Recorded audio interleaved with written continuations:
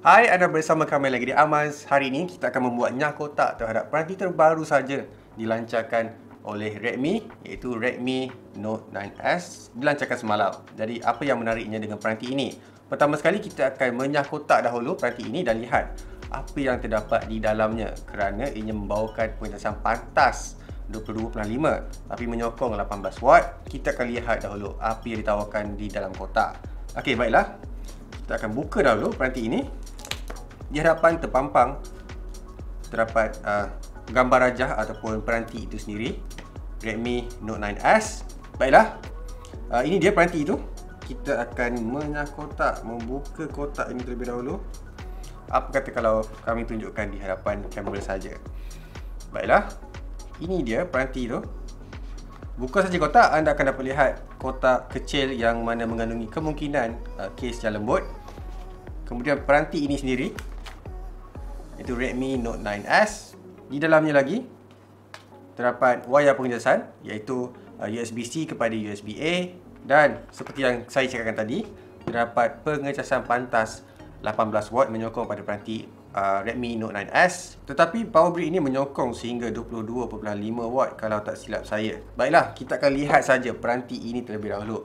Kami akan letakkan semua aksesori ini di tepi. Sebelum itu, sebelum saya terlupa, di dalam kotak kecil ini anda akan dapat lihat terdapat kes pelindung yang mana berwarna hitam, dan kita akan bukanya terlebih dahulu.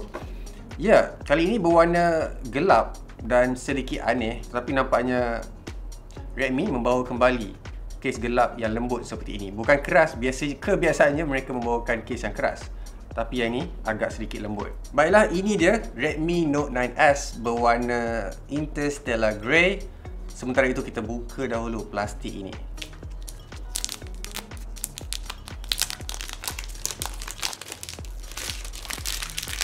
Ya, Redmi Note 9S ini kelihatan agak sedikit aneh di bahagian kamera belakang. Tetapi sementara itu kita akan lihat dulu di sekeliling peranti. Di bahagian atas terdapatnya IR blaster dan juga mikrofon untuk noise cancelling. Kemudian di bahagian kanan terdapatnya butang arah suara dan juga butang kuasa yang juga turut berfungsi sebagai pengimbas cap jari yang anda boleh tekan mempunyai klik apabila anda menekannya. Kemudian di bahagian bawah menggunakan USB Type-C, 3.5mm bicu audio, itu yang amat penting sebenarnya. Kemudian pembesar suara secara mono. Di sebelah kiri pula tiada apa-apa kecuali talam SIM untuk anda memasukkan SIM yang anda gunakan. Di bahagian hadapan ini menggunakan skrin rata sebesar 6.67 inci, menggunakan teknologi IPS LCD, dan resolusi yang ditawarkan di sini adalah Full HD+. Tidak mengejutkan di sini untuk peranti kelas pertengahan. Kemudian terdapat sedikit dagu di bahagian bawah, namun jika anda perhatikan di bahagian atas juga terdapat takuk sejenis berlubang jika saya terangkan sedikit, dan anda dapat lihat di sini. Ya, tetapi terdapat sedikit halo effect ataupun bleeding di bahagian takuk itu ataupun punch hole kamera tu ataupun punch hole display. Namun kita akan lihat bagaimana ianya come over time. Baiklah, apa yang menariknya dengan peranti ini? Ianya dikuasakan oleh chip pemrosesan Snapdragon 720G. Terdapat beberapa jenama lain yang turut menggunakan pemrosesan sejenis ini. Namun kita akan mengujinya di masa akan datang, dalam masa seminggu ataupun 2 minggu ini. Sistem operasi yang digunakan di sini seperti yang anda lihat, ia menggunakan MIUI 11 yang terbaru yang ditawarkan oleh mereka, serta berasaskan Android 10 yang juga terbaru daripada Google itu sendiri. Apa yang menarik lagi, jika anda sudah biasakan dengan MIUI 11 ini, ianya agak sedikit lancar berbanding MIUI yang sebelumnya dan lebih ringkas serta lebih pantas mengikut pendapat kami sendiri. Bergerak kepada sistem kamera yang agak sedikit kelakar ini, pada pendapat kami sendiri, ianya kelihatan seperti mata, hidung dan mulut.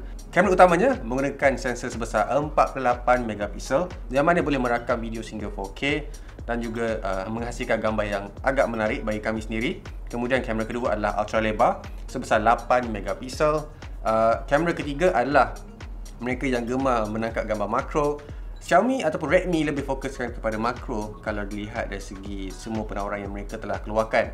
Dan yang terakhir adalah depth sensor untuk tujuan menangkap kedalaman gambar. Yang mana Redmi Note 9S ini juga turut menawarkan fungsi seperti night mode, mereka yang gemar menangkap gambaran malam dan menampakkan imej itu dengan lebih jelas. Okey, sementara itu kita akan cuba dahulu menangkap gambar malam menggunakan kamera ini sendiri. Alang-alang dah ada buka aplikasi kamera ini. Baiklah, kita akan cuba menangkap gambar anda terlebih dahulu. Dan ini dia hasil yang dapat Xiaomi berikan kepada anda. Boleh dikatakan agak soft sebenarnya untuk gambar biasa yang kita ambil. Namun, jika anda fokuskan pada boleh dikatakan kamera yang saya ingin tangkap ini, kelihatan agak jelas dan detail. Namun untuk background akan nampak soft dan noisy. Seperti biasa untuk peranti menangkap gambar malam menggunakan software supaya nampak lebih jelas. Jadi bateri yang digunakan di sini seperti yang kami cakapkan tadi, ianya menyokong persisan pantas hingga 18 watt dan bateri yang mereka akan penuhkan ini adalah sebesar 520 mAh. Menerusi USB Type-C sudah tentu. Apa yang menarik lagi tentang peranti ini selain menawarkan pengimbas siap jari di sebelah kanan ataupun pada butang kuasa, ianya ditawarkan pada harga RM799 dengan spesifikasi 4GB RAM, 128GB storan.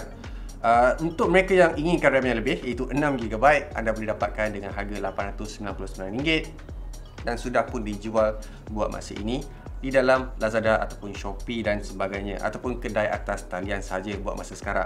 Jadi itu sahaja pandang pertama dan juga nyah kotak Redmi Note 9S. Beritahu kami apa yang menarik minat anda terhadap peranti ini. Sila tinggalkan komen di bawah. Seperti biasa, like, share dan subscribe. Kita berjumpa lagi di video seterusnya. Bye!